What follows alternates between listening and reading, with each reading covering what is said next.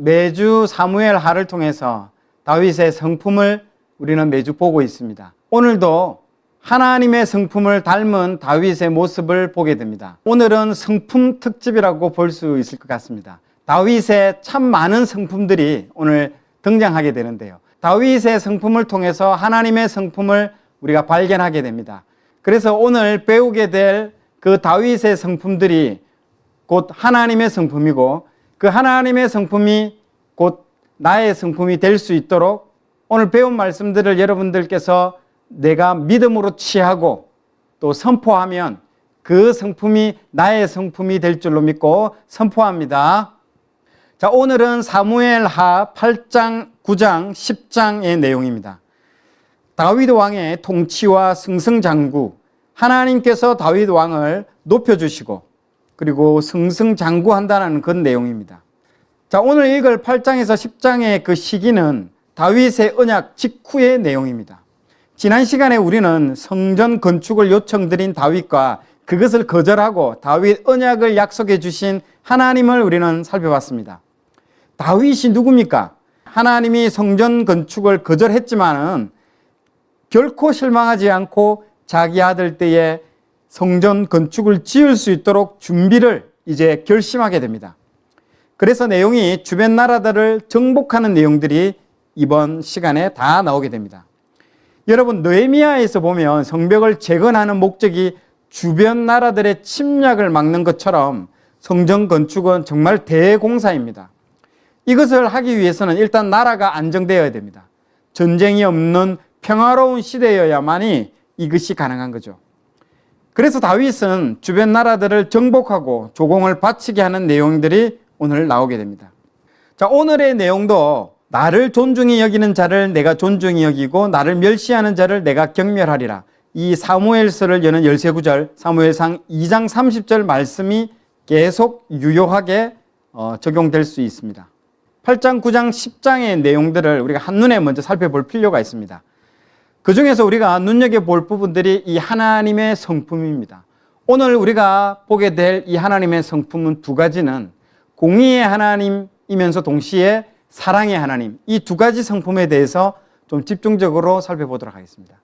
그래서 8장의 내용들은 공의의 하나님, 그리고 9장, 10장의 내용들은 사랑의 하나님이 나오게 되는 것이죠. 자, 8장 15절에 그 핵심적인 내용들이 나오는데요. 다윗이 온 이스라엘을 다스려 다윗이 모든 백성에게 정의와 공의를 행할세. 이 정의와 공의가 곧 공의의 하나님을 나타내 주는 표현인 것이죠. 그리고 사랑의 하나님은 9장 10장에서 볼 수 있는데요. 자, 여기서 재미있는 부분들이 9장 10장에서 나오는데요. 9장은 사랑의 하나님, 다윗이 그 사랑과 은혜에 상대방이 그 다윗의 사랑과 은혜를 받아서 존중하게 여겨주는 그 머비보셋의 이야기가 나오고요. 반면에 10장은 다윗이 사랑과 은혜를 상대방, 즉 암몬에게 베풀었지만은 이 암몬은 이것을 멸시하게 됩니다. 그럴 때에 다윗이 어떤 반응을 보이는지 오늘 배우게 될 내용들인 것입니다. 자, 8장부터 시작하도록 하겠습니다. 자, 8장을 한눈에 보면요. 아까 읽었다시피 8장 15절, 하나님의 그 공의의 하나님, 다윗을 통해서 공의의 하나님을 살펴볼 수가 있을 것 같습니다. 공의가 무엇입니까? 죄에 대해서는 공의로 다스리는 하나님을 우리는 볼 수 있습니다. 마지막 때에 심판하시는 분으로 백마를 타고 이 땅을 정복하실 예수님을 다윗을 통해 볼 수 있습니다. 그래서 수많은 정복 전쟁들을 우리는 이번 시간에 살펴볼 수가 있습니다. 자, 8장 내용에서 성전 건축에 대해서 하나님께서 no, 안 된다라고 말씀하니까 바로 이제 자신의 사명을 이제 다윗은 실천하게 됩니다. 주변 나라들을 정벌하게 되는 것이죠. 그 내용들이 8장 전체에 걸쳐서 나옵니다. 자, 사무엘하 8장은 하나님께서 다윗이 어디로 가든지 이기게 하시는 내용들입니다. 즉 다윗의 승리, 블레셋과 모압과 소바와 아람과 에돔을 정복하는 그런 이야기들입니다. 즉 이 말은 성전 건축을 하기 위한 주변 여건들을 다 조성하는 그런 내용들이기도 하죠.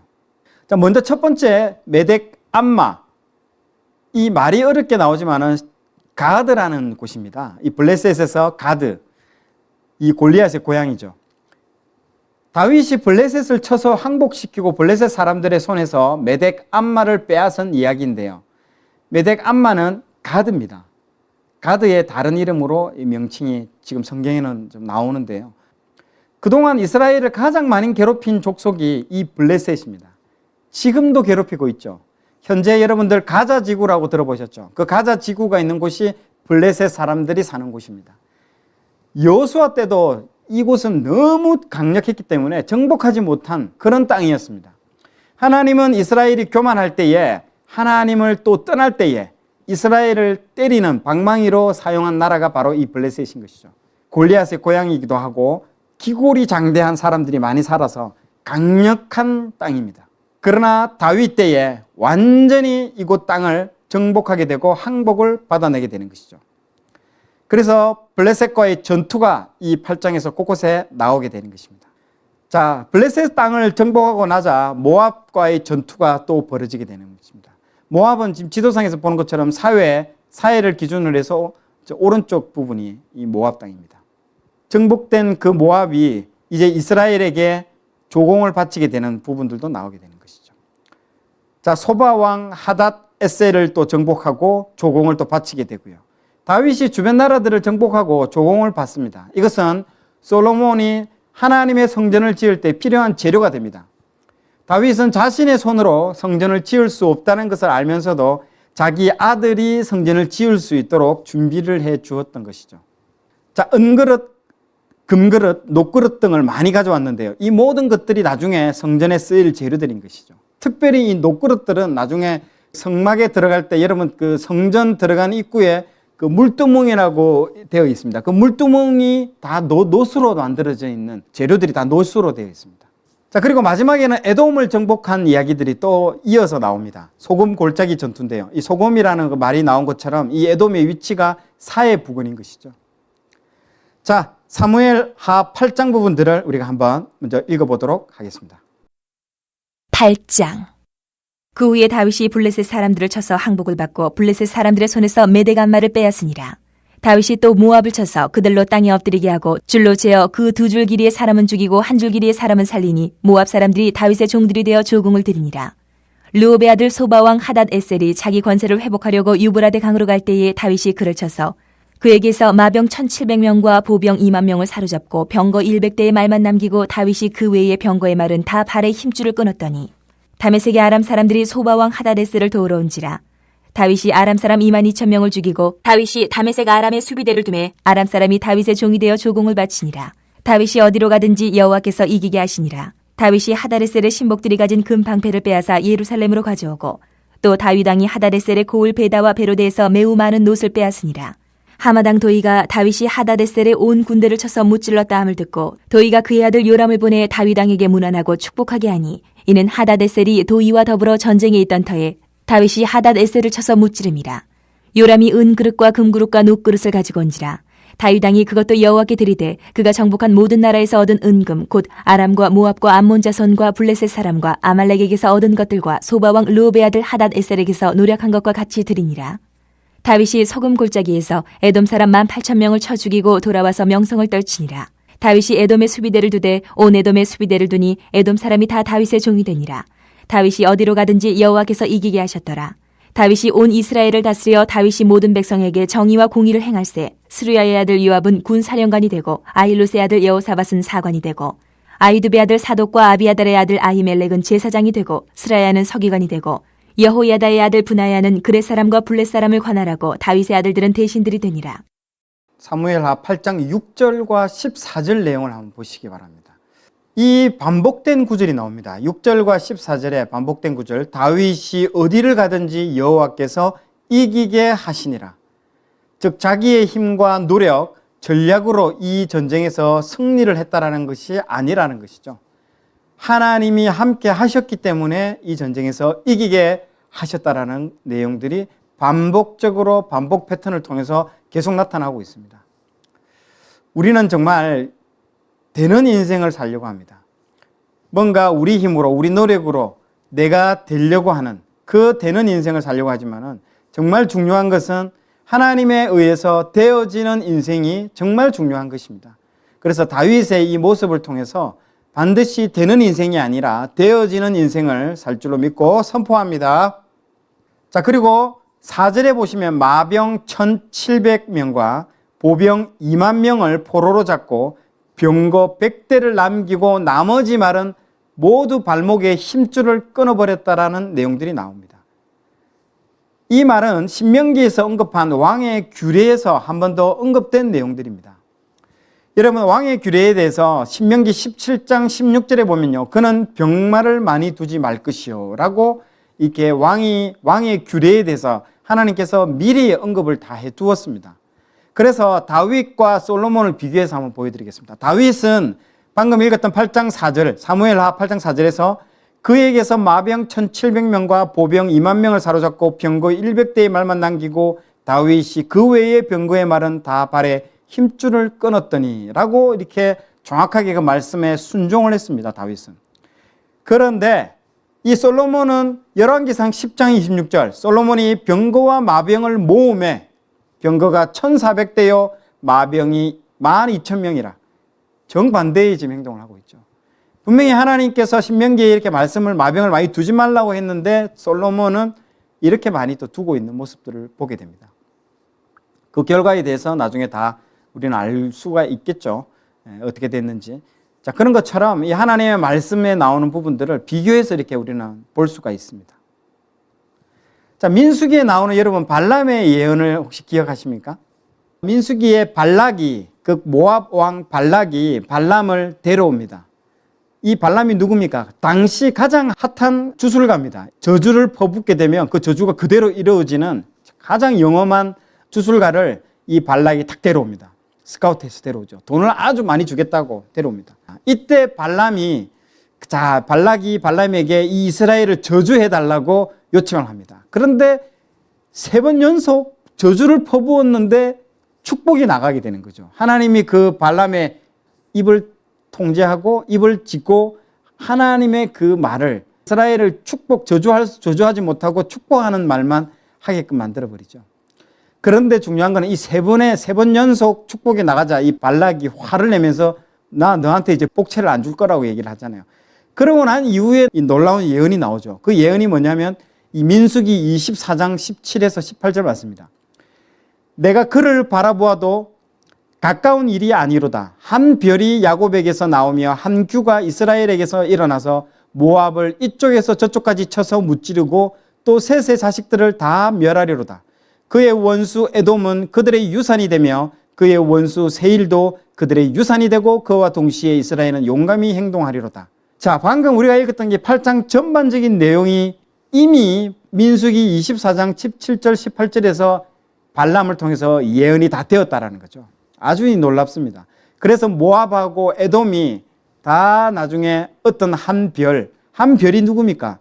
즉 다윗의 별이죠. 이 이스라엘 국기를 지금 나타내고 있는 이 다윗의 별이 곧 한 별을 지금 뜻하고 있습니다. 한 별이 야곱에게서 나오며 한 규가 뭡니까? 지팡이라는 거죠. 즉 옛날에 임금들은 이 지팡이, 손에 뭐 지휘봉 같은 거 들고 있는 이 지팡이를 들고 있습니다. 이 한 규, 즉 한 임금이 이스라엘에서 나와서 모압을 이쪽에서 저쪽까지 찬다. 이 다윗이 다 그냥 정복을 다 했다라는 거죠. 나중에 보세요. 원수 에돔까지 다 정복한다라는 내용들이, 방금 읽었던 그 내용들이 여기 발람의 예언으로 다 나온다는 겁니다. 자, 마지막 15절에 보시면 다윗이 온 이스라엘을 다스려 다윗이 모든 백성에게 정의와 공의를 행할세. 다윗이 왕이 되어서 이제 온 이스라엘을 다스릴 때에 그는 언제나 자기 백성 모두를 어떻게 공평하고 어려운 법으로 다스렸다는 거죠. 다윗을 통해서 우리는 하나님의 성품을 경험할 수 있는 거죠. 즉 정의롭고 공의로운 분. 하나님의 나라는 정의와 공의의 나라라는 거죠. 이것을 통해서 우리는 또한 예수님의 모형을 또 볼 수 있습니다. 앞으로 오실 이 메시아, 이 왕은 의와 공평으로 우리를 다스린다는 것이죠. 자, 9장으로 넘어가도록 하겠습니다. 9장과 10장을 한눈에 먼저 보고 넘어가도록 하겠습니다. 자, 9장과 10장은요, 하나님의 그 성품 중에서 사랑의 하나님을 나타나고 있습니다. 자, 9장은 다윗의 사랑과 은혜에 상대방이 존중해주는 그 머비보셋의 이야기고요. 10장은 다윗의 사랑과 은혜에 상대방이 멸시하고 모멸감을 주는 그 암몬의 그 이야기들이 여기에 나옵니다. 정말 9장과 10장은 대조적인 장인 거죠. 요나단의 아들 무비보셋의 이야기가 나옵니다. 이스라엘의 왕이 된 다윗이 가장 먼저 한 일이 무엇이냐면요, 그건 바로 목숨을 걸고 다윗을 사랑하고 지켜준 요나단의 은혜를 갚는 일이었습니다. 사무엘하 9장은 다윗이 사울의 손자 요나단의 아들인 무비보셋에게 은총을 베푼 정말 아름다운 이야기들이 여기 등장하게 됩니다. 사무엘하 9장 1절에서 8절은 다윗이 무비보셋에게 하나님의 은총을 베푼 내용입니다.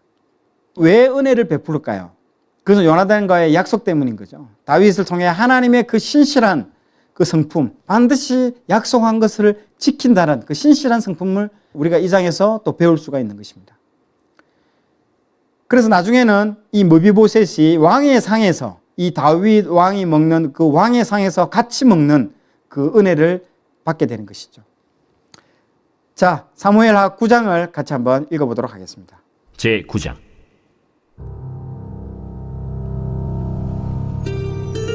다윗이 이르되 사울의 집에 아직도 남은 사람이 있느냐? 내가 요나단으로 말미암아 그 사람에게 은총을 베풀리라. 사울의 집에는 종 한 사람이 있으니 그의 이름은 시바라. 그를 다윗의 앞으로 부르매 왕이 그에게 말하되 내가 시바냐? 당신의 종이니이다. 사울의 집에 아직도 남은 사람이 없느냐? 내가 그 사람에게 하나님의 은총을 베풀고자 하노라. 요나단의 아들 하나가 있는데 다리 저는 자니이다. 그가 어디 있느냐? 로드발 암미엘의 아들 마길의 집에 있나이다. 하니라. 다윗 왕이 사람을 보내어 로드발 암미엘의 아들 마길의 집에서 그를 데려오니 사울의 손자 요나단의 아들 무비보셋이 다윗에게 나와 그 앞에 엎드려 절하매 다윗이 이르되 무비보셋이여, 보소서, 당신의 종이니이다. 무서워하지 말라. 내가 반드시 내 아버지 요나단으로 말미암아 내게 은총을 베풀리라. 내가 내 할아버지 사울의 모든 밭을 다 내게 도로 주겠고 또 너는 항상 내 상에서 떡을 먹을지니라. 그가 절하여 이르되 이 종이 무엇이기에 왕께서 죽은 개 같은 나를 돌아보시나이까? 왕이 사울의 시종 시바를 불러 그에게 이르되 사울과 그의 온 집에 속한 것은 내가 다 내 주인의 아들에게 주었노니 너와 내 아들들과 내 종들은 그를 위하여 땅을 갈고 거두어 내 주인의 아들에게 양식을 대주어 먹게 하라. 그러나 내 주인의 아들 무비보셋은 항상 내 상에서 떡을 먹으리라. 시바는 아들이 15명이요 종이 20명이라. 시바가 왕께 아뢰되 내 주 왕께서 모든 일을 종에게 명령하신 대로 종이 준행하겠나이다. 무비보셋은 왕자 중 하나처럼 왕의 상에서 먹으니라. 무비보셋에게 어린 아들 하나가 있으니 이름은 미가더라. 시바의 집에 사는 자마다 무비보셋의 종이 되니라. 무비보셋이 항상 왕의 상에서 먹으므로 예루살렘에 사니라. 그는 두 발을 다 절더라. 아멘. 예, 방금 우리는 사무엘하 9장을 다 읽었습니다. 여러분, 사무엘하 9장 7절을 한번 펴보시겠습니까? 다윗이 그에게 이르되 무서워하지 말라라는 내용이 첫 구절로 딱 등장합니다. 여러분, 이 당시에 그 정적들은요, 바로 찾으면 바로 죽여버립니다. 틀림없이 요나단의 아들 무비보셋도 이 다윗이 찾는다고 할 때에 굉장히 무서워서 떨었을 것입니다. 그래서 다윗 앞에서 무릎을 꿇고 벌벌벌벌 아마 떨었을 것입니다. 그 모습을 보고 다윗이 이런 말들을 하게 되는 것이죠. 그걸 통해서 정말 은혜의 하나님을 경험하게 되는 것이죠. 다윗의 그 정적들을 죽이지 않고 하나씩 하나씩 용서하고 오히려 은혜를 베푸는 이 모습들을 통해서 하나님의 성품을 우리는 또 볼 수 있는 것이죠. 자, 무비보셋이 누군지 아는 사람은 이 광경에 정말 입을 다물지 못할 것입니다. 무비보셋은 왜 이 두 다리를 다 절게 되었을까요? 그는 도대체 누구이기에 그 왕자들과 공주들만 앉아있는 그 다윗 왕의 식탁에 앉아있는 것입니까? 이 무비보셋의 이야기에 대한 그 정확한 스토리는 이 사무엘하 4장 4절에 이미 스토리가 나와 있습니다. 사울의 아들 요나단에게 다리 저는 아들 하나가 있었으니 이름은 무비보셋이라. 전에 사울과 요나단의 죽은 소식이 이스라엘에서 올 때에 그의 나이 5살이었는데 그 유모가 안고 도망할 때에 급히 도망하다가 아이가 떨어져 절게 되었더라. 이렇게 이미 사무엘하 4장 4절에 미리 이 사람이 다리를 절게 된 이유가 비하인드 스토리가 다 나옵니다. 이 다윗을 통해서 사랑과 은혜의 그 하나님을 우리가 경험하게 되는 것이죠. 자, 이 무비보셋을 우리가 은혜를 베풀어 주는 이유는요, 다윗이 요나단과 사무엘상에서 한 약속 때문에 그런 것입니다. 요나단이 사무엘상 20장 42절에 보면요, 요나단이 다윗에게 이르되 평안히 가라. 우리 두 사람이 여호와의 이름으로 맹세하여 이르기를 여호와께서 영원히 너와 나 사이에 계시고 내 자손과 내 자손 사이에 계시리라 하였느니라. 다윗이 일어나 떠나고 요나단은 성으로 돌아오니라. 이 언약을 다윗이 요나단과 언약을 맺었기 때문에 이 약속을 지키는 다윗의 그 신실함을 이번 장에 볼 수 있는 것이죠.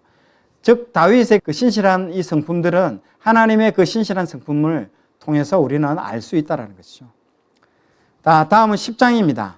자, 10장은 아까 얘기한 것처럼 다윗의 그 방금 읽었던 9장은 무비보셋이 그 다윗의 사랑과 은혜에 정말 존중해주고 그 같은 상에서 먹고 마시는 그 은혜를 다 누렸다라는 것이죠. 그 존중을 받았다라는 것이죠. 그러나 이 다윗의 그 사랑과 은혜에 상대방이 멸시하고 모멸했을 때에 하나님이 그 경멸하듯이 그 오늘 읽었던 그 13구절에서 본 것 같이 하나님을 멸시한 자에게 하나님이 경멸하듯이 다윗도 이 암몬 족속들이 자신들의 그 호의에 멸시를 할 때에 어떤 반응, 어떻게 경멸하는지를 보여주는 게 이 10장의 내용들인 것입니다. 암몬의 왕이 바뀌게 되었습니다. 그 암몬의 기존 왕이 죽고 그 아들이 새롭게 왕이 되었습니다. 그래서 그 죽은 그 왕에 대해서 다윗이 그 죽은 그 아버지, 그 죽은 암몬 왕을 위해서 조문객을 보냅니다. 이것은 어떻게 보면 다윗이 이 나라를 정복할 수 있지만은 호의를 베풀어 준 겁니다. 정복을 할 수 있지만은 먼저 호의를 베풀어 주는 것입니다. 그런데 이 호의에 대해서 이 신하들이 어떻게 반응했냐면 이 사람들이 오는 것들이 이 조문객이 오는 목적이 우리들을 정탐하러 오는 것이고 이 정탐을 통해서 우리를 멸망시키기 위해서 오는 것이라고 이 신하들이 이 새로운 새 암몬 왕에게 보고를 합니다. 그런데 이 새 암몬 왕이 이것을 듣고 그 말이 옳다라고 생각하고 이 조문객을 멸시천대를 합니다. 이 사람들의 수염을 이렇게 절반 깎아버립니다. 그리고 이 지금 그림에서 본 것 같이 의복을 잘라가지고 사람을 망신을 시켜서 돌려보냅니다. 다윗이 반응이 어땠을까요? 다윗이 이것을 보고 이제 참지는 못하는 거죠. 그래서 다윗이 직접 나서서 아람과 전쟁을 한다는 그 내용이 이 장에서 나옵니다. 그래서 첫 번째는 라바에서 전투를 벌이고요. 그래서 라바에서 전쟁을 승리를 하고 다시 예루살렘으로 돌아와 다시 아람 지역인 헤람이라는 곳에서 다시 또 제2차 전투가 벌어지는 그 내용들이 이번 장에서 나타납니다.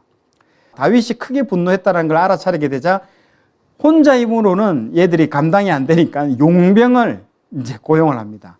그래서 다른 나라에서 용병을 데리고 오는 것이죠. 그래서 데려온 용병을 암몬 자손이 나와서 이제 성문 어귀에 딱 진을 치게 됩니다. 그리고 용병으로 사왔던 또 별도의 부대들은 들에서 이렇게 매복을 딱 시키는 거죠. 그러나 이 싸움이 될까요? 하나님이 함께 하시는데 싸움이 안 되죠. 그러나 다윗의 그 군대에게 완전히 대패를 당합니다. 용병이고 뭐고 이건 소용없습니다. 다윗한테 걸리면 그냥 다 죽습니다. 자, 그 내용이 이 10장 내용입니다. 재밌겠죠? 한번 읽어보도록 하겠습니다. 10장.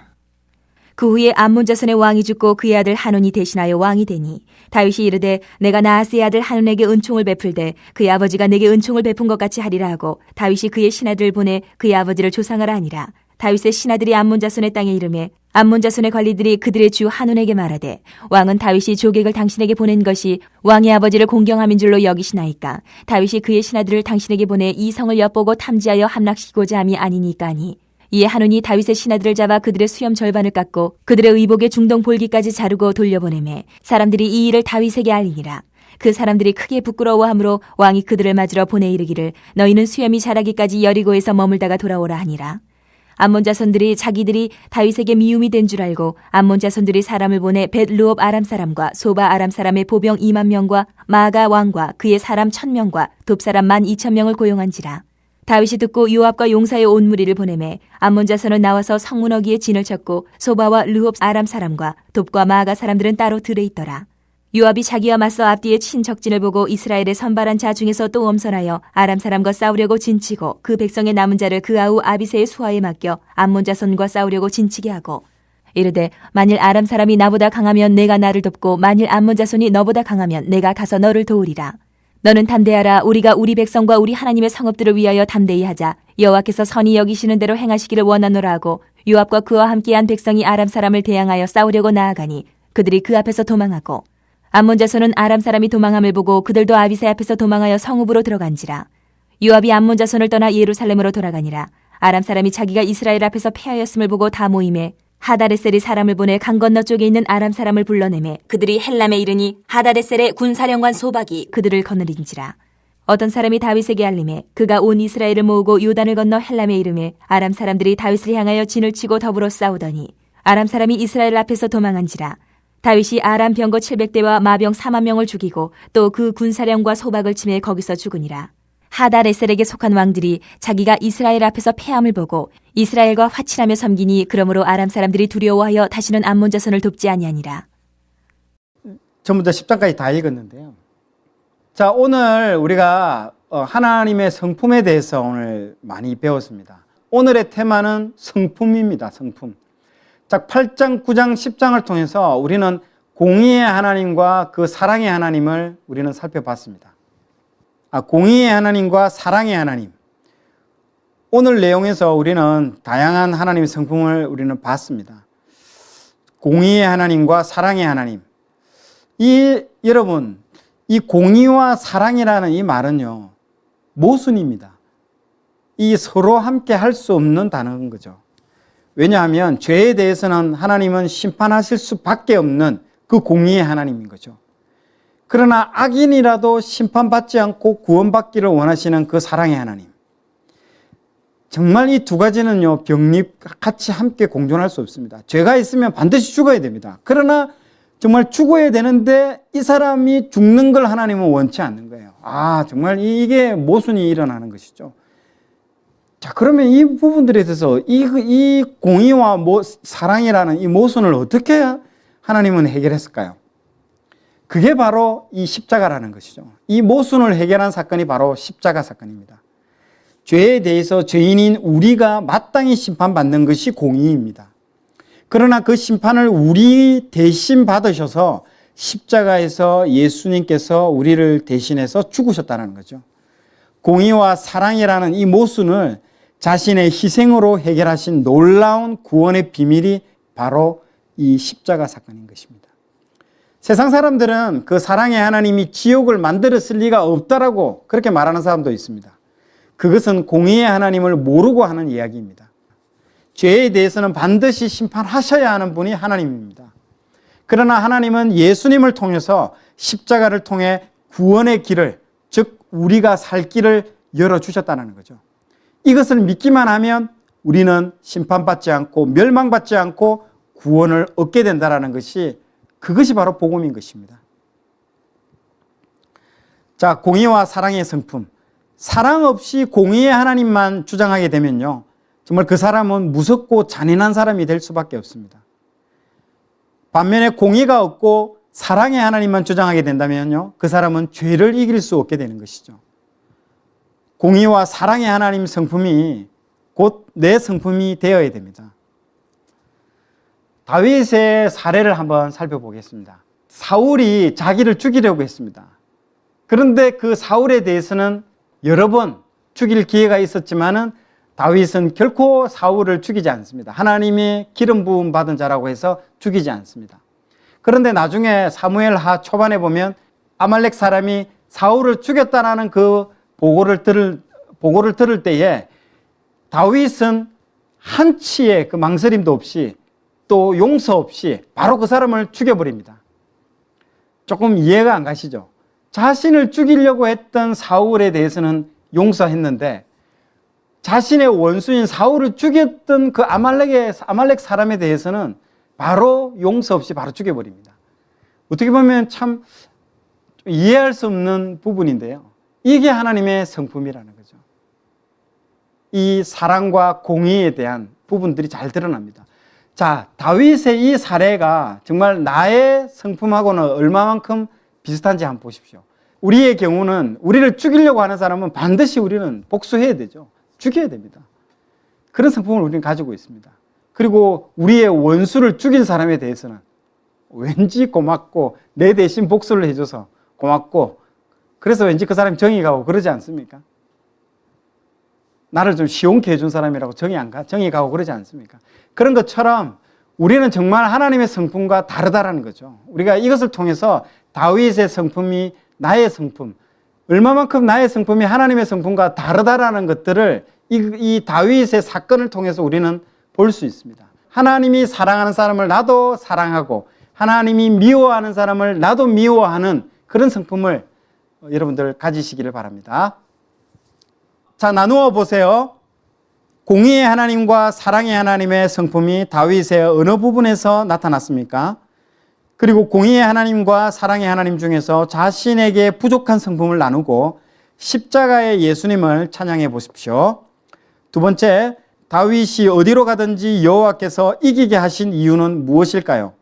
당신의 삶에서 이러한 경험이 있다면 한번 나누어 보십시오.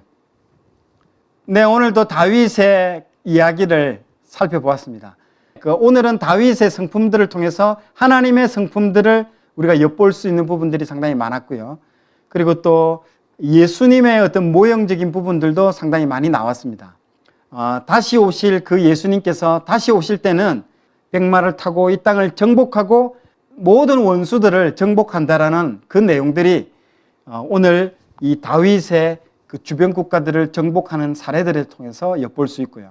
그리고 사랑의 하나님과 공의의 하나님, 그 모순되는 것들을 극복했던 그 십자가를 통해서 예수님의 또한 성품들을 우리는 볼 수 있습니다.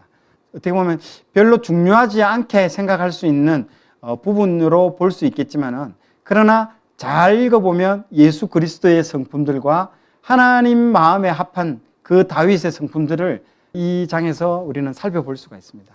자, 오늘 배우신 이 놀라운 하나님의 성품들을 여러분들께서 직접 하나님께 찬양하면서 이 하나님의 성품을 찬양하면 여러분의 성품으로 될 줄로 믿고 선포합니다. 오늘도 시청해 주신 여러분 감사합니다.